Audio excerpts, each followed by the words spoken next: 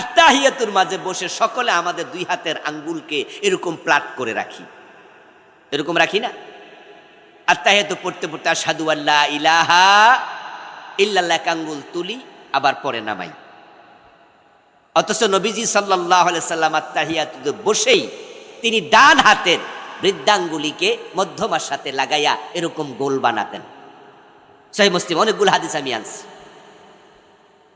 সহিহ মুসলিম সহ অনেক কিতাব, আবু দাউদে আছে, সহিহ মুসলিমে আছে, তিরমিজিতে আছে, বিভিন্ন হাদিসের কিতাবে আমার রাসূল এভাবে হাত বৃদ্ধাঙ্গুলির সাথে মধ্যমা একসাথ করতেন। তারপরে বাকি যে দুই আঙ্গুল আছে ছোট ছোট, এগুলাকে ওই মধ্যমার সাথে এইভাবে গোল বানাতেন। আর এই আঙ্গুলটা তিনি তুলে রাখতেন, এক হাদিসে পাওয়া যায়। আর এক হাদিসে পাওয়া যায় তিনি মাঝে মাঝে একটু হালকা নাড়াতেন। তুলে রাখা এক হাদিস, হালকা নাড়ানো আর এক হাদিস। কিন্তু আমরা এইভাবে তুলেও রাখি না, হালকা নাড়াইও না, আমরা সমান করে রাখি। তো রাসূল তো সমান রাখতেন না। আপনি রাসূলকে ফলো না করার অনুমতি পেলেন কই?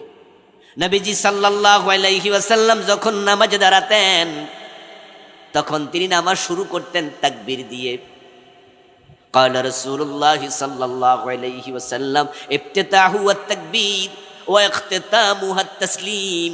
নামাজ শুরু হবে আল্লাহু আকবার বলে, নামাজ শেষ হবে সালাম ফিরিয়ে। কিন্তু আমরা নামাজে দাঁড়ায়া মুসাল্লাত দোয়া পড়ি, যেটা ইন্নী ওয়াজ্জাহাতু ওয়াজহিয়া লিল্লাযী ফাতারাস সামাওয়াতি ওয়াল আরদা হানিফা। অধিকাংশ মুসল্লি আল্লাহু আকবার বলার আগে মুসাল্লাত দোয়া পড়ে, ইমাম তাকবীরে উলা দিয়া নামাজ শুরু করে দিয়েছে।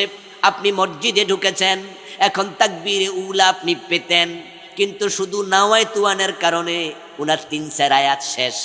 আবার নাওয়াইতুয়ান আপনার ইন্নী ওয়াজ্জাহাতু কইয়া আবার নাওয়াইতুয়ান উসাল্লিয়া লিল্লাহি তাআলা, এই দোয়ার জন্য মক্তবে কত মাইর খাওয়া লাগছে।